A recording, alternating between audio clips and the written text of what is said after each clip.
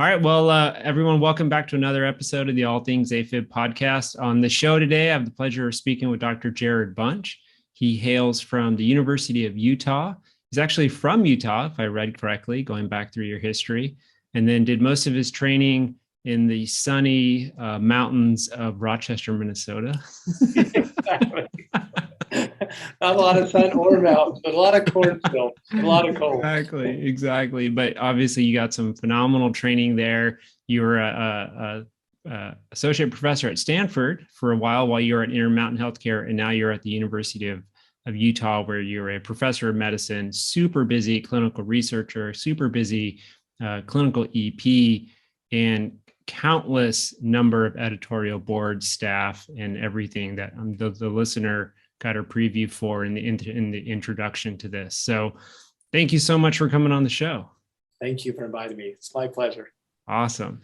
Well, every time I listen to you give a talk, whether it's at a meeting or an AtriCure course or whatever it is, honestly, I find myself going back to my own practice and changing it ever so slightly. And I think that just kind of speaks to how impactful your research has been and the really kind of the clinical relevance of it. And so something that's really kind of caught my ear, and obviously a lot of us who are in the field, is your kind of more recent emphasis on AFib and the relationship with dementia.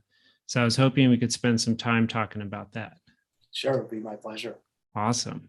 So maybe we'll kind of take it back a little bit and just kind of talk about what is dementia for those folks who aren't in healthcare. Why do we care about dementia? What is it?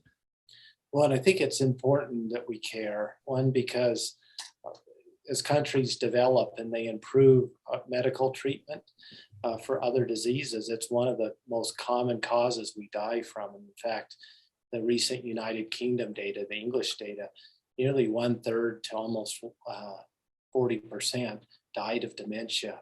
And so it's very common. But what it's really defined as, and there's multiple causes, but it's where your cognitive function, your memory, how you execute in the community, the deficits are significant enough that they become moderate, where they impact how you function, how you interact, your quality of life.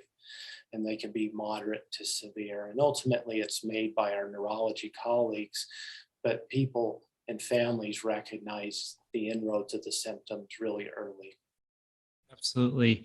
And I think you've mentioned this a lot in your papers, a lot in your talks, but I think it's important too to just state that, dementia is not normal, right? It's not a normal part of aging. I think sometimes we get in these conversations with our patients and they start to say things like, well, I'm getting older, I'm getting tired, I'm starting to forget things. I'm not quite as bright as I used to be. And it's important to talk about how dementia is not normal. Just because we get older doesn't mean that we're going to have dementia. You're absolutely right. And it robs people of both quantity and quality of life. And it's atypical aging and disease of the brain. And so very much so, we need to talk about it. We need to begin preventing it, not only for patients, but for ourselves, for our family members. And we do see that a lot. Many people with atrial fibrillation, they're older, and so they attribute a lot of the symptoms to just saying, well, I should feel this way, I'm 75.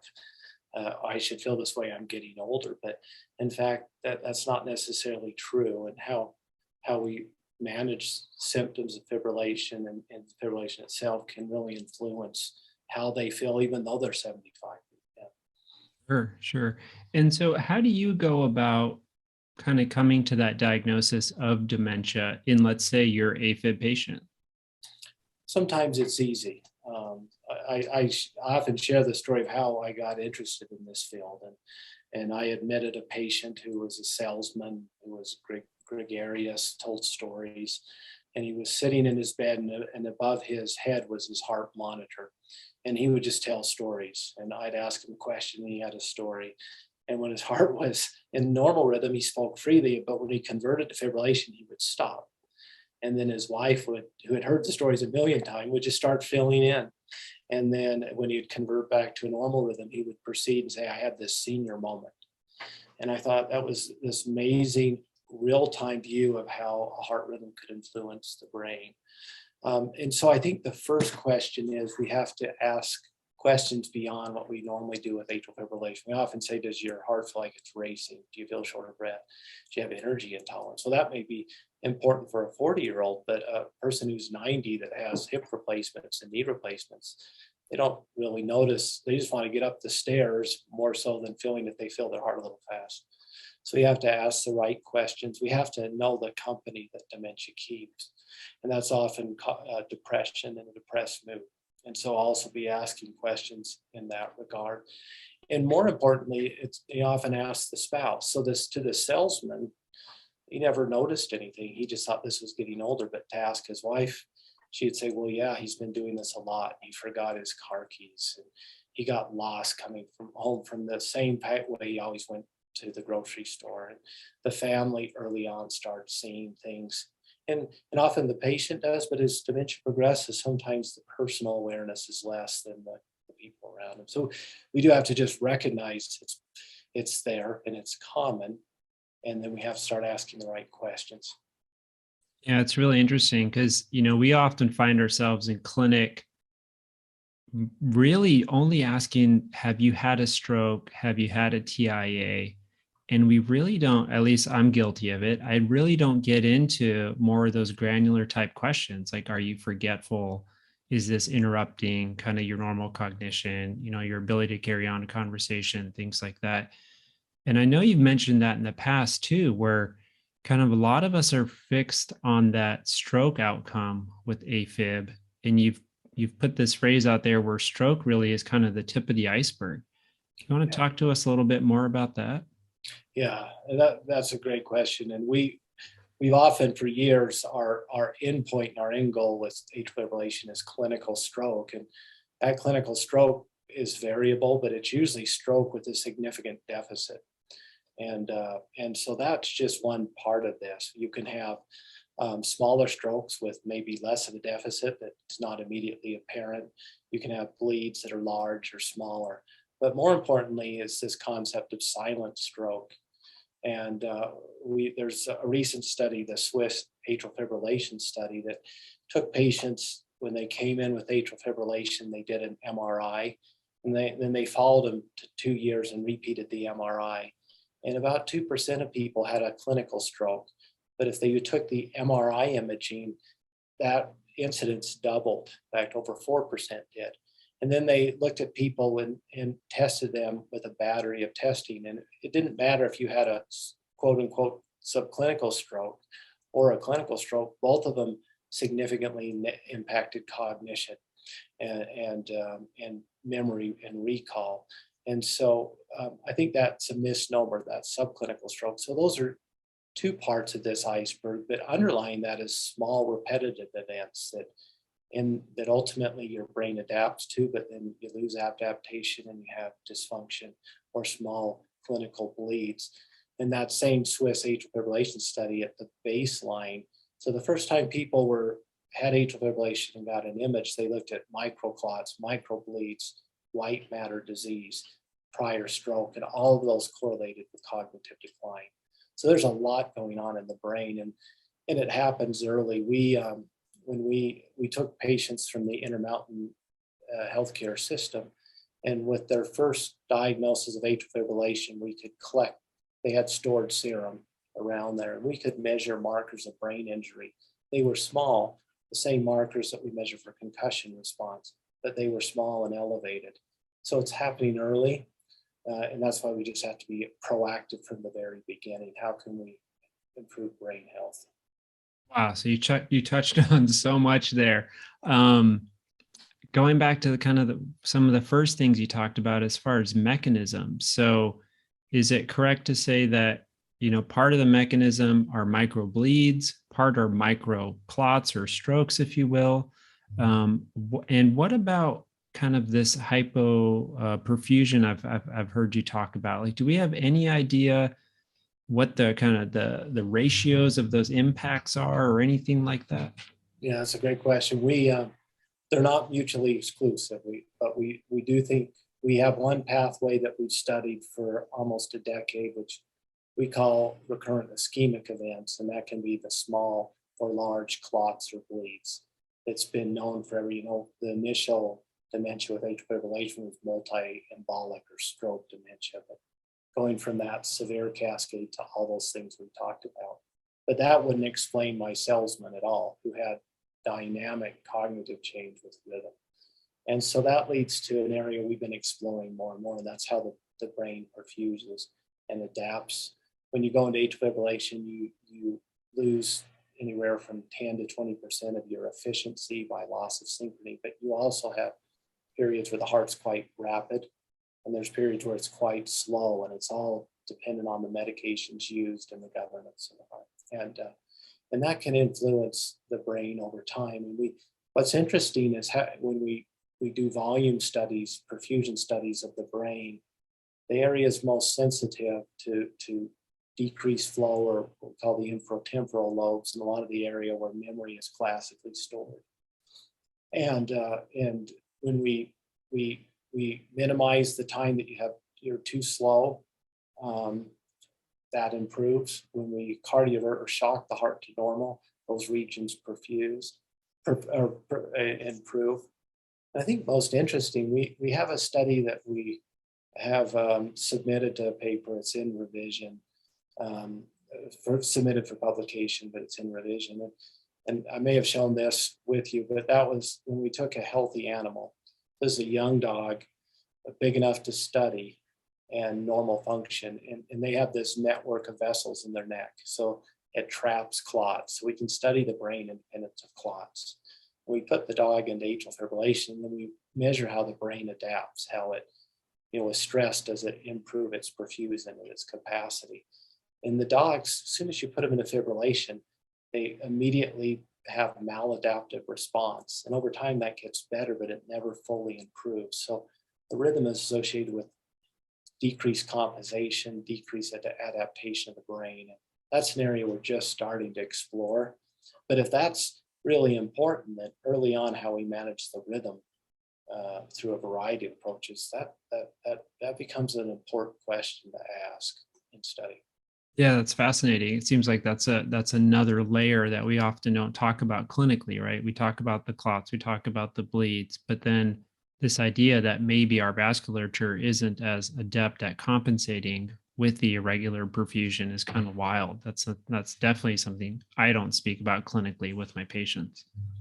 And it happens commonly. And one of the things that, we have a lot of elderly patients that have pacemakers, and they start to develop symptoms of cognitive decline and dementia. We often have their pacemaker set at a rate that's normal, like 60 or 70.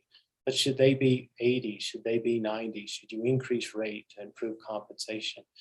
All of those questions need to be answered. We submitted a grant in that regard, and we haven't got a taker on it yet, but nobody quite knows. And it's likely that we can do things that may help these people with their quantity and quality of life and their cognitive function, but we just have to start doing all these studies. Right. It's really interesting. You would think that there would have been more study in this area, because we've known for a while the hemodynamic consequences of AFib, right? And you can go back decades and we talk about the atrial kick and decrease in cardiac output, but it is kind of funny that, it's taken people like yourself to really dive into it to help us make that link between cardiac performance and cognitive malperfusion decline. I mean, it's fascinating.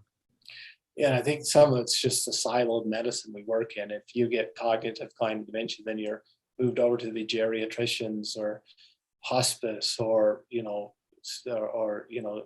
dementia care facilities, and not necessarily pushed back to cardiologists. If you are, they're thinking about the heart.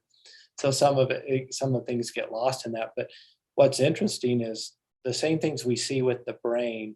There's many other organs that are also sensitive to all these things.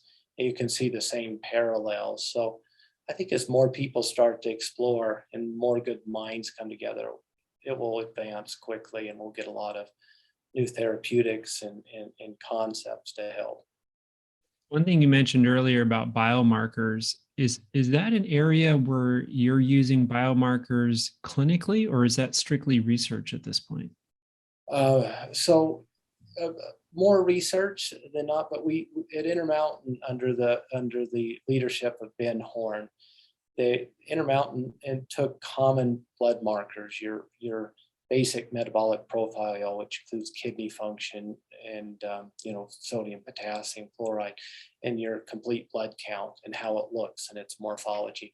He was able to form an Intermountain risk score for adverse outcomes. And in part of the medical record, it would also delineate this risk score saying low, moderate, high.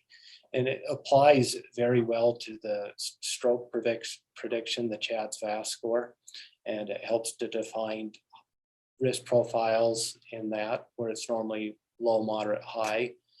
So it's been used for that. It hasn't been used for dementia, although we can retrospectively apply it. It predicts dementia risk quite nicely, but it hasn't been prospectively applied. But so there's a little bit of work with that. I think it's a fertile area for artificial intelligence where we can aggregate massive data. And when we start considering the EKG as a risk predictor, simple chemistries and tests that we all get, I think that's really a nice area for AI. Absolutely. One of the reasons I asked that is because I'm sure you face the same thing in clinic all the time, right? You get the 65-year-old who comes into clinic with a new diagnosis of AFib, and they say, "Hey, doc, I'm asymptomatic. Do I really need to treat my AFib?" And where I was going with that is, would there be a way to do a blood panel, identify these markers? Maybe they don't have clinical dementia, let's say, but they have some elevated biomarkers. And you can turn around and say, "Hey, look, just like your sodium, just like your crit, your INR, all these things. Hey, look, you have an elevated XYZ, which is telling me that you have some risk factors, or not risk factors for dementia, but ongoing insult to your brain." Yeah, you're thinking a lot right along what we're interested in. And we have a prospective trial for that patient. It's done enrolling. It's called the concussion atrial fibrillation trial. And again, we're using those biomarkers that they test that have been validated with concussions, a variety of others. We took people with their initial diagnosis of atrial fibrillation, measured them, and then we're measuring them serially over time. And also when they have interventions, that they underwent an ablation or a surgical maze or a cardioversion. And then those will be correlated with cognitive batteries over time. So I don't have that data now, but we're trying to get it because we think so. We think we can take somebody, and we'd also like to know, say that 65-year-old is a little bit heavy, has sleep apnea, has high blood pressure, and he just gets serious about lifestyle modifications. He reduces alcohol or eliminates it. He exercises, he loses weight. He's no longer overweight, hypertensive. Is he still the same risk he was a year before he started that? And we don't know. We have no way to measure that. So we think biomarkers have a role, not only in risk prediction, but maybe helping to guide therapies in people that adopt changes or maybe start disease modifying medications that we have for heart failure. So I think it's a great question. It's one we hope to have some good data for. I'm blind. I'm the PI, so I'm blind to all the outcomes. Sure. I didn't have a little bit of data to share with you. Right. But it has been enrolled, and we're probably towards the second year. So I suspect we'll be able to publish some of that data in about a year. Well, we'll probably get it back in a year. So maybe about 12 to 18 months, start getting some data out. Okay.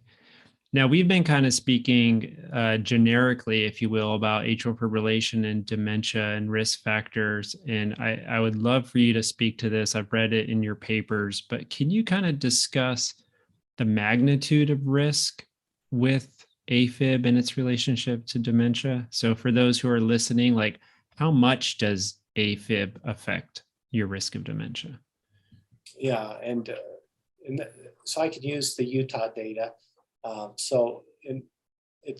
We don't fully know how applicable it is across different populations. Utah is approximately, I would say, 50% are Caucasian to 55, another 20% Hispanic, 5 to 10% Pacific Islander, heritage, Hawaiian heritage, and then people that identify as Black race, probably 5%.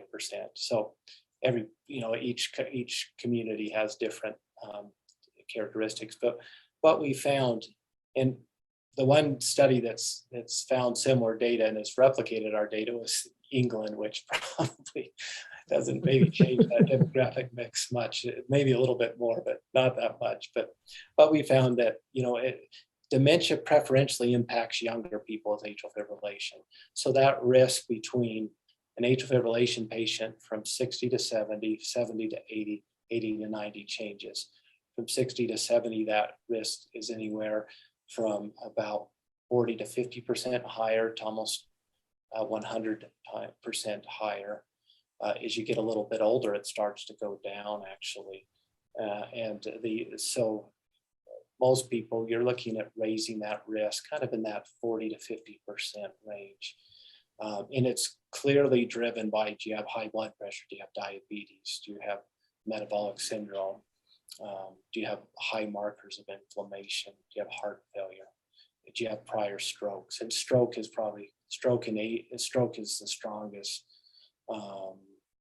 augmenter of risk, obviously, because it impacts the brain directly. And then as you get older, that relative risk, when you're 80 to 90, goes down to about 20%. And some of that could be survival bias and things like that. And what the United Kingdom found the same thing. They used above 65 and below and found those below 65 were at higher risk. But they had data that we didn't, and they found that not only the presence of atrial fibrillation was important, but the duration of time you live with it. So younger patients, longer exposure tended to be uniquely at risk. Right. And that's exactly what I was going to ask you about next is, do we have any idea of kind of the duration of time of diagnosis, at least of AFib, with relationship to that age? And I think you nailed that right there. So, yeah. And one of the big challenges, we don't have a good way of knowing in the community how long you've had it for all these studies. And it'll be interesting, the people self-diagnosing with Fitbit, Apple Watch, and Google. We may start getting some of that data from industry partners and starting to put some of these things together. So. Right, absolutely. You're totally answering all my questions before I get to ask them. I love it. I love it. No, because I was really curious, with this, because that's kind of a black box for all of us, right? Like our patients come to clinic and we ask them, how long have you had AFib? And they say, well, I haven't felt right since 2009, but my first diagnosis on an EKG or one thing or another was 4 months ago. And then you're kind of like, well, gosh, have they had AFib for 15 years or have they had AFib for 4 months? And I've always I was curious to know what you thought, how wearables are going to affect kind of our ability, one, to diagnose, and then two, more importantly, like to help us kind of identify the impact of AFib over time, like you had just talked about, because maybe they've had it longer than we would have otherwise thought. I think they're going to help a lot. They're not perfect. They're accurate kind of in that 80 to 90% range, and they make the same mistakes we do clinically when we look at telemetry, but they're getting better and smarter. All the wearables miss things because they have to spot check. They're not continuous monitors. But what they do pick up is longer episodes or symptomatic episodes, and I think they do it at a reasonable rate and accuracy. So I think what that does is it moves the window of diagnosis up. And so people that may have been in it for years are now, if they have mild symptoms, they know what the symptoms correlate with. We're picking up subclinical rhythm. And anybody who sees atrial fibrillation patient, it fills our practice. We just see a lot of people coming with their smartphone or their watch-based data. And it gets somewhat at that premise. If we know that untraditional ways of diagnosing atrial fibrillation, when you have the rhythm, you come into the office, they do an EKG, we already know there's injury at that time. So this now gives us maybe a newer chance, an earlier chance to intervene and change trajectory. So, and all the studies with atrial fibrillation tend to align that the earlier we treat within that first year, or if we treat before you have episodes of up to 24 hours, you tend to do better. So hopefully we can engage people earlier for that. And some people get that first detection and they don't want to see a physician, but they get online and they're like, well, I'm going to sleep better, stop drinking, exercise, and try and do a lot of things on their own, trying to lower the risk. So I think they have they're going to be a great tool for us if we can manage all the data that they're providing. Unfortunately, 20 to 30% of us will get atrial fibrillation, and that's based on the old data. So that rate's going to go up now that we can self-diagnose. Sure. Yeah. And I think what you said earlier, I mean, could you imagine the difference in response from, let's say, a 62-year-old who's in their primary care's office, and that primary care doc says, yeah, you have AFib and your risk of dementia is 50% higher than if you didn't have AFib. I mean, I don't know about you, but if I was a 62-year-old and my primary told me that, the next thing I'd be doing is going straight to my EP. Yeah. I mean, that's a compelling statement. And we're trying to, so there's a trial called the Heartline trial, and I'm part of their steering committee for that. And it's really that question: what happens when a smartphone tells you have atrial fibrillation? And do people tend to go to their doctor? Do they tend to get put on anticoagulation? Can we help if we make, say, Google or Apple smarter by giving educational prompts saying, by the way, atrial fibrillation is correlated with this, this, and this. These are steps you can take. So that trial is going to hopefully answer some of those questions. How much of an impact do these watches make? And does it mean something long-term? And so it'll be interesting to see. We see it anecdotally in clinic. We see patients come in early, and where we used to see people, not uncommonly in the hospital, they had a stroke, and that's the first time they knew they had atrial fibrillation. We see people come in early and had no awareness that their heart was out of rhythm, but the watch said your heart's out of rhythm. Right. Seek medical care. Right. And then I wanted to ask you, maybe you can tackle these one at a time. Do we have an idea of the beneficial effect of either anticoagulation in AFib and how that affects your risk for dementia, and rate versus rhythm control and how that affects your risk for dementia with AFib? Can you speak to those? Yeah, so we do have data on anticoagulation in large nationwide studies in Sweden and Utah. Anticoagulation use lowers risk of dementia significantly, by 30 to 40%. And most of the benefit is when it started early, within that first year.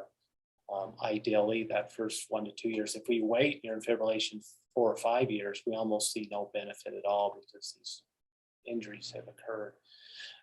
And so we know the use of anticoagulation is important. When we look at warfarin, where the levels can go up and down and be variable, Coumadin's the other name, people that had very well managed warfarin had much lower rates of dementia in a setting where we were testing their cognition repetitively. What we haven't found is that the newer agents are superior to warfarin that's well controlled. So in those patients that they never change their warfarin dose, there's really not a need to switch, at least for dementia, to a newer anticoagulant. However, in those that they're changing all the time and they're rarely in their goal, there's fairly compelling data that they should probably go there to prevent subclinical strokes and bleeds, dementia, and cognitive decline. So I think there's data on early use and efficacy of the drug we're using. For rhythm, we hope we take our most aggressive rhythm control approach, ablation, that's our most durable, and that's not perfect, but it's our most durable and effective way to keep you in a normal rhythm. People that have an ablation tend to have lower rates of dementia than patients that don't get an ablation. But what's really interesting is their dementia rates are very similar to those that never have fibrillation. So people in the community that we don't see fibrillation. So we have some compelling background data to suggest that how we treat the rhythm is important. We just need to study it in a prospective manner to make sure what we see is true. And that would hold true to also some of the minimally invasive surgical approaches that also may be even more effective in some patients, and ablation can they lower that, and the surgical approach, in particular one called the convergent procedure, where you remove the appendage, which is a source of clot, could that even be more additive? And I think those are all really interesting questions to answer. Yeah, it's really interesting. We have some good data in the surgical literature where, for folks who've had surgery who don't have AFib, we look at their survival, whether it's a CABG or an AVR or mitral, what have you. And then folks who have AFib don't get their AFib treated at the time of surgery. And then folks who have AFib who get it treated at surgery and then don't have AFib postoperatively. And we can see that for folks who get their AFib treated effectively, their survival curve kind of goes back to where it should be. It's as if they never had AFib to begin with. And as you were telling me about dementia and survival, and if you treat dementia effectively with a rhythm control strategy, that they kind of go back, or if you treat the AFib, effectively with the rhythm control strategy, it's as if they never had it in the first place as far as their dementia risk. Kind of made me think of that. And it kind of makes me think like, is some of our survival, or are some of our survival data driven by the ability to mitigate dementia? But again, in the brain is just one of the organs. It's easier for us to measure because it's involved in executive function. But when we look at fibrillation in these same paradigms, we can see higher rates of dry macular degeneration, higher rates of diabetes, higher rates of kidney dysfunction. So other things that we can measure. So yeah, the body systemically may respond better to this predictable perfusion and more predictable cardiac output on a macro and microvascular level. Right. It's interesting you mentioned convergent, because the other thing I wanted to ask you about is, in East AFNet 4, right, we learned about earlier treatment and folks who had, paroxysmal AFib. In that study cohort, it seemed like there wasn't necessarily a difference in cognitive function, at least based on the evaluation tools that they used. And it made me think what you just said is so true, that if you catch it early enough, right? If you enact the rhythm control strategy early enough, you can keep the cognitive decline from happening. But if you're out a year, if you're out 2 years, as you kind of move through the progression, one, maybe the type of AFib matters, and two, the duration matters, like you had mentioned earlier. That weighs quite heavily in that space. No, I agree completely. We wrote the editorial for that. Really, the title is "Timing Matters" for the East, and it wasn't necessarily a trial ablation. Ablation was one of the options and a minority option used. But the other interesting about East AFNet, it highlighted opportunities to treat. And at the end of the 2 years of study, the over 90% were on an anticoagulant, which I've done an anticoagulant trial for the anticoagulant, 70% were on it at 2 years. So that's remarkable. And nearly all were treated with antihypertensive drugs, cholesterol drugs. So they were doing things to really help body health, because they recognize atrial fibrillation for what it is. It's a symptom of this systemic disease of the body, often driven by vascular disease. And but it really shows what we can do if we actually identify something early and target it. Absolutely. And then the other part of the convergent procedure that you mentioned was managing the left atrial appendage. And maybe we have data, maybe we don't, but I'd love to get your opinion. Do you think there's an additive effect of anticoagulation and managing the appendage? And let's kind of take one device at a time, whether it's endocardial management of the appendage or epicardial. Can you I would love to just kind of get your expert opinion on how you think all of those interact with dementia. Yeah, and there's the endocardial approaches, as the advocates know, I've been a little bit on the opposing side of it. And there's a few challenges to it. One is ischemic stroke rates after we use Watchman or Amplats are high, and they're higher than with anticoagulants consistently. And they're higher than with warfarin, despite all the warts of warfarin and the variability of it. So no matter what, those are higher, and they're offset by bleeding rates, whether they're gastrointestinal, genitourinary, or intracranial. But you're almost doubling your ischemic stroke rate compared to newer anticoagulants. And then on top of that, and so what they historically said was the device wasn't that effective. It doesn't seal fully. It's tough to put in. There's a lot of complications. But with the recent Amulet Abbott device and the recent Boston Scientific Watchman device, it had near 100% occlusion at 6 months. And the ischemic stroke rates didn't budge. They stayed the same as the older ones. And so a lot of the thoughts are, well, we should manage antiplatelets, but antiplatelets in the community, there's anywhere from a 2 to 4% risk of bleed per year with those. So you're starting now to push your bleeding risk up with a device that augments ischemic stroke rate. But there is some interesting data, and I think it links into your question really nicely. The people that have really helped develop Watchman recently had a paper in JACC on anticoagulation use 6 months after. And so they took all these categories. Were they on warfarin? Were they on warfarin plus aspirin? Were they on aspirin alone? Were they on a novel anticoagulant? Were they on a novel anticoagulant with aspirin? And what they found is lots of people stay on anticoagulation, but the lowest stroke rates total and ischemic were in those that remained on warfarin at 6 months. And so there's probably a room for combined therapy with it. And the companies have been hesitant because people get referred to get off anticoagulation. But I think there's becoming an appetite to start testing that.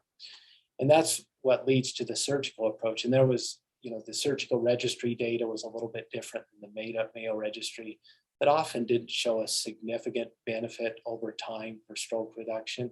You didn't see an augmented risk. And if it was relatively neutral, if you look at the stroke rates, they were often at or a little bit higher than predicted.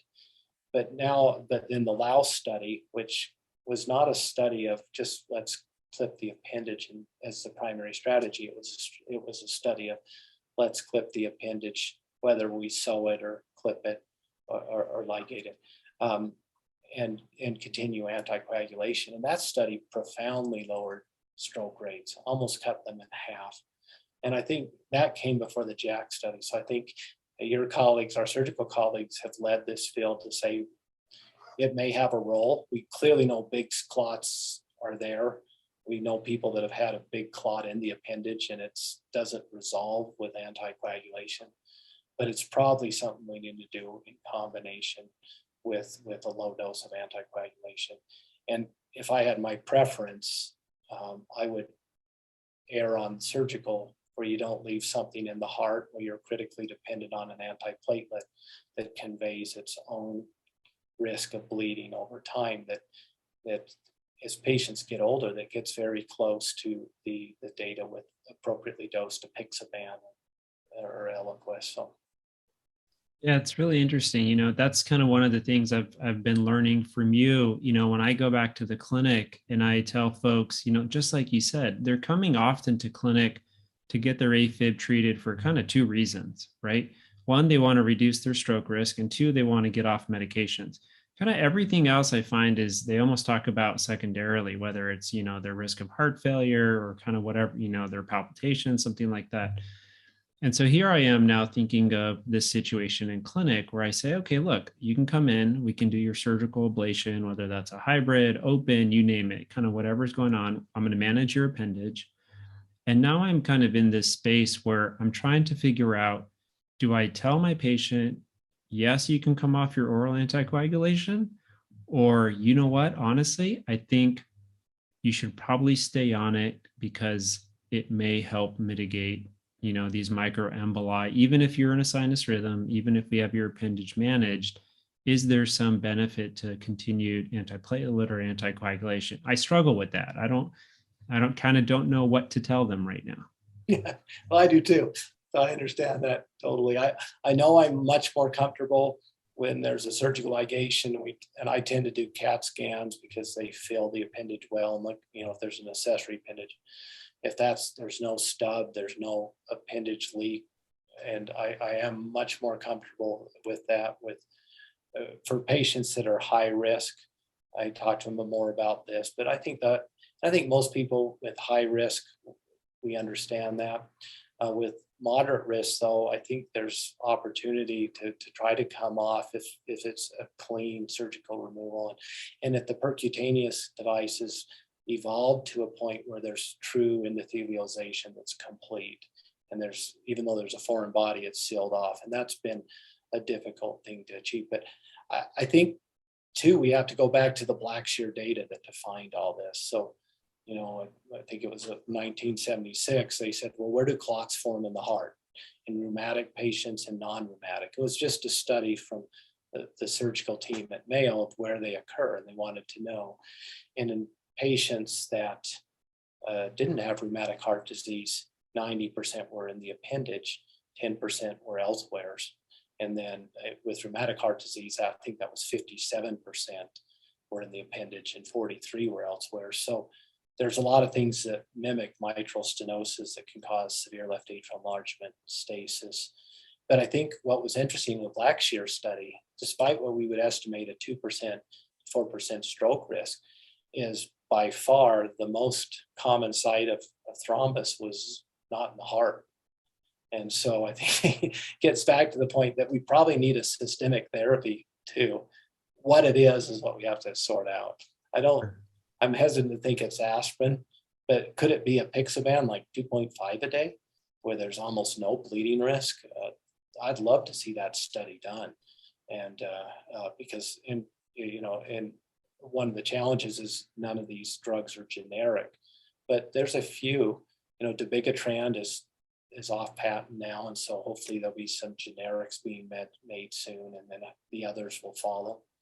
So if we can get a cheap drug, and maybe in a small dose, ultimately really help. And I think people would be okay with that if when they bump themselves, they didn't have all this bruising or bloody noses and things that they worry about, knowing that it helps over time. But we really have to do the studies, but it started with the surgical louse study. It started now with the long-term Watchman data saying, wow, we actually do better staying on the anticoagulation.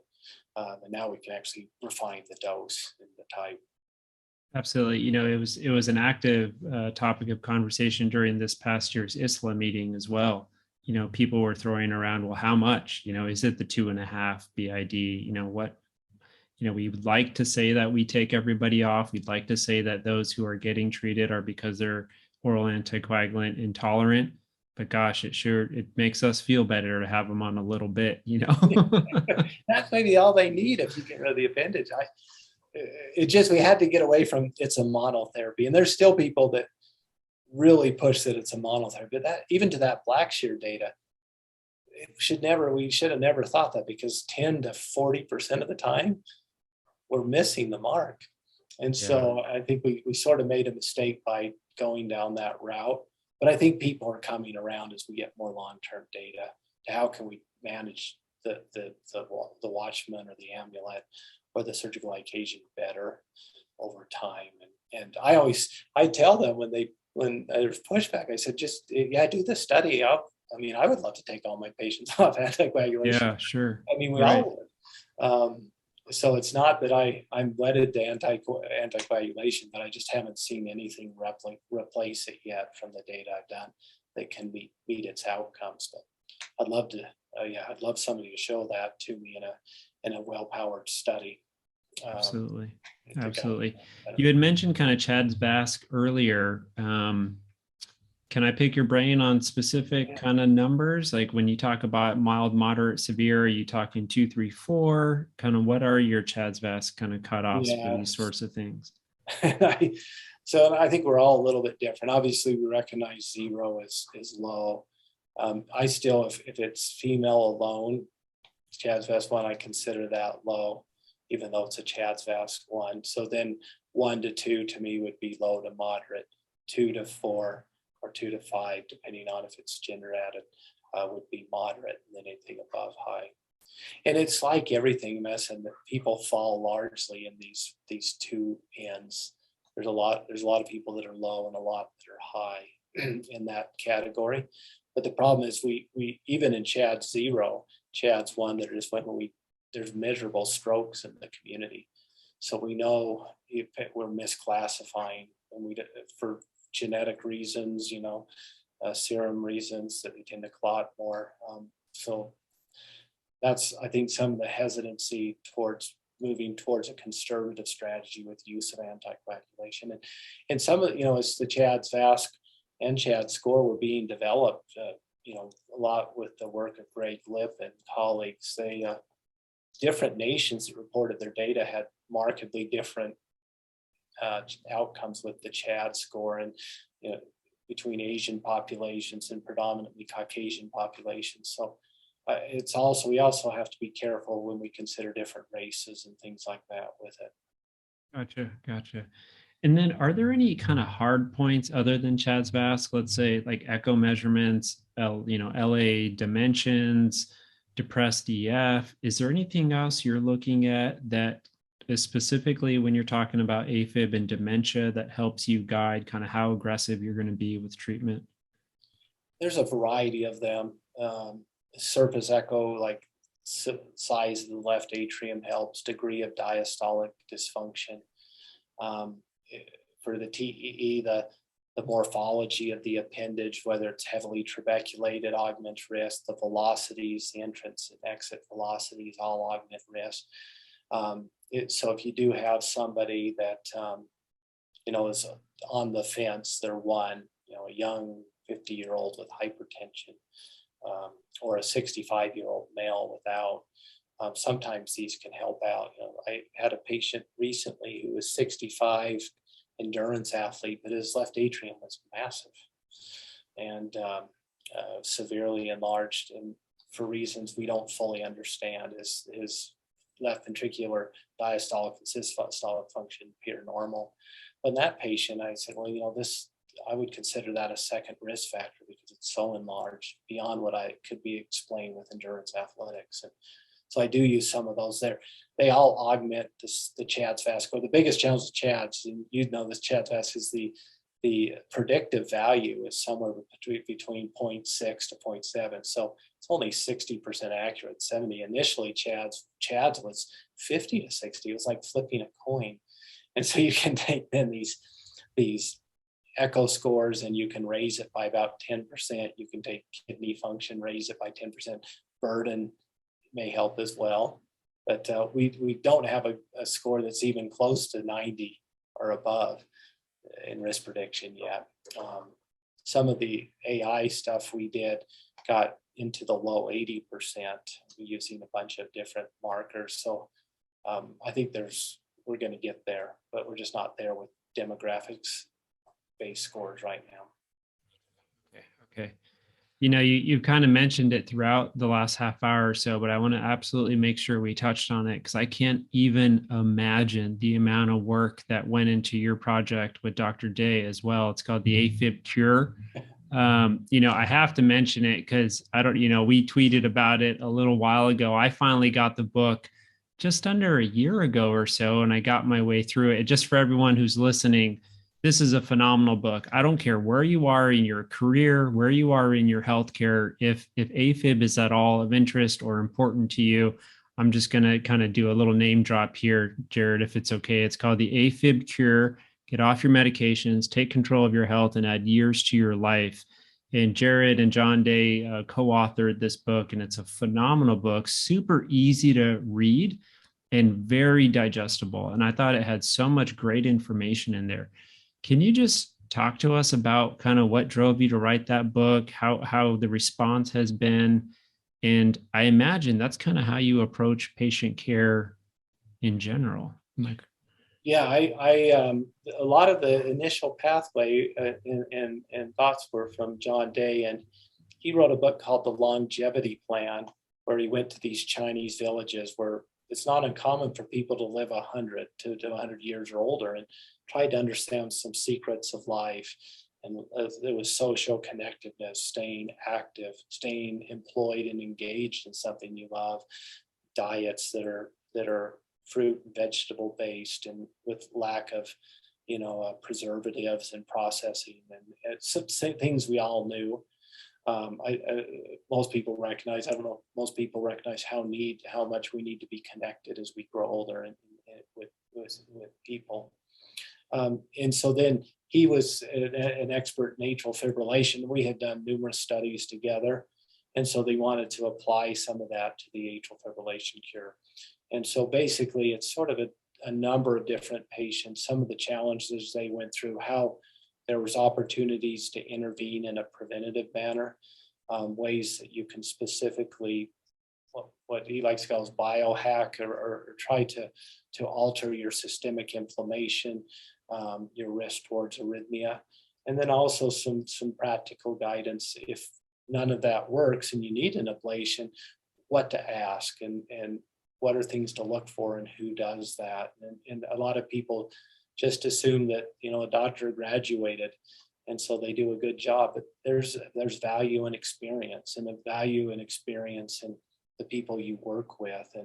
And so it will hopefully arm people to ask those questions and ask the right questions. We don't want to advocate everybody to see us, because there's great doctors wherever you live.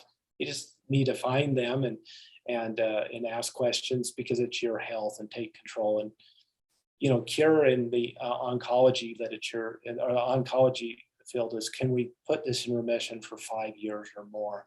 And we want to look at fibrillation like that, where we can we get it to go away for 5 years or more, and have a long-term approach. But we were thrilled about the response. It was a bestseller on Amazon for a number of weeks.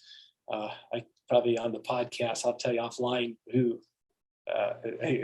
passed us up one day. It was an interesting or book title, but we still have about the same buys a week. It maintains this healthy volume each week, and just in my office, I have patients that bring it and sign it for me. So so I have a few copies just from patients. So we're grateful for the support. We'll hopefully get a sequel out at some time with some of the new technologies. It's not in the work now, but we're hopeful that it helps people. That's the primary goal with it. Yeah, no, it's awesome. It provides such good context and content, like it spells out some really nice practical ways for people to engage in their health, even down to like, hey, look, we know labs are daunting. No one wants to go get their blood draw, but hey, if you want to get your AFib under control, if you want to cure it, you should check X, Y, and Z in this sort of interval. These are the things that you should incorporate into your diet. I mean, it's super practical. I mean, I think honestly, someone can read it, and I'm not saying anything I'm sure you've thought about a million times when you wrote the book, but for someone who obviously had no part in the book, who was just a reader like everyone else, I'm reading it and I'm like, wow, this is what we need in healthcare. We need these super tangible, kind of digestible pieces of advice from experts like yourself and Dr. Day that someone can take to their doctor's office and look at and say, okay, yeah, I want to check my magnesium, my calcium, my potassium, my sodium, and I want to do it, every 6 months, every 12 months. And I thought it was just so well done. It was such a practical guide for patients who have AFib who want to engage in their healthcare. Thank you. Yeah. So thank you for doing that. We hope to found it too on most things should be cited. So if you're an intuitive person, there's links to the journal articles, because that was important to us, that we didn't give data that was hypothetical. We really wanted to support it with. There's sometimes not great studies, which we acknowledge, but at least give you a medical reference you can go to as well. Absolutely. Well, hey, thank you so much for your time today. This has been an awesome conversation. Thank you for everything that you've done in the field. And is there anything else you want to leave our audience with? I'll give you the platform here. No, I thank you as well. This has been a pleasure for me. And I think if anything, if you're diagnosed with atrial fibrillation or a loved one is, know that we have good treatments for it. There's a caring community. There's great patient advocacy groups, the Arrhythmia Alliance, stopafib.org, get involved with them. Be your best advocate and take care of your body and ask questions. Don't be ashamed of asking questions, and if someone doesn't want to answer, then find another physician who will. And just also realize that it's like a lot of things in life, it's a bit of a journey. So if you have relapses, or if you're working on lifestyle and you have relapses where you're not as good at other times, also be kind to yourself, because it's, when we look at atrial fibrillation, we need to look at 10, 20, 30 years to keep your brain healthy and your body healthy and your heart healthy. And we can do it together. Absolutely. Well, thank you so much, Dr. Jared Bunch, for all your time today and teaching us more about AFib and dementia. Thank you.